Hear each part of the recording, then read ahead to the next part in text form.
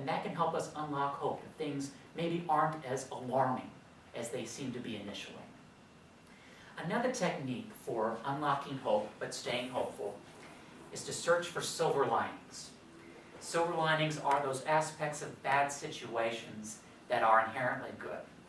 They can be pretty tough to find, but one way you can find them is by asking, is this story, how can this story be worse?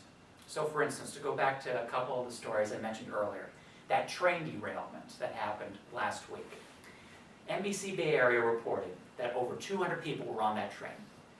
9 of them were injured. The silver lining is none of those injuries were fatal.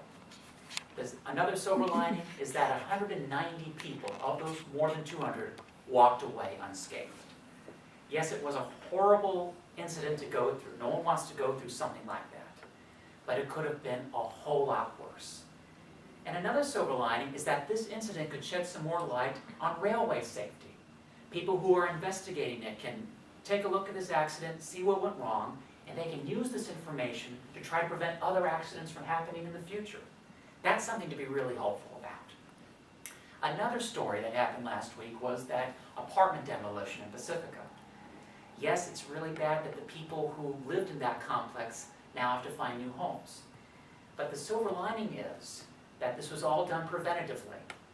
All those people could still stay in that complex to this day, and the ground underneath it could have continued to give way, and we might have had a disaster on our hands. Another silver lining is that this incident may call attention to the issue of coastal erosion, which is a big environmental concern, and we have to pay more attention to it. So that may unlock hope, and it may help other such incidents from being prevented in the future. But then you've got stories that, no matter how deep you dig into them, or how carefully you consume them, are just plain awful.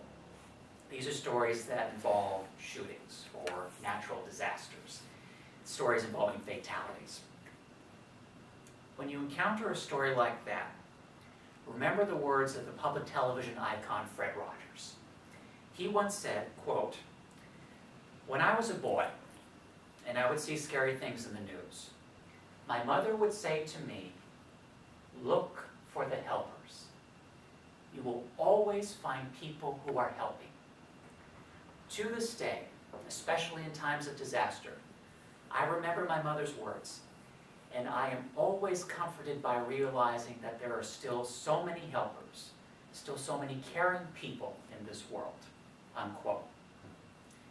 The people Mr. Rogers is referring to include first responders, police officers, paramedics, firefighters, military personnel, the people who always rush into the site of a disaster at risking their own personal safety because they want to lend help and try to rescue people.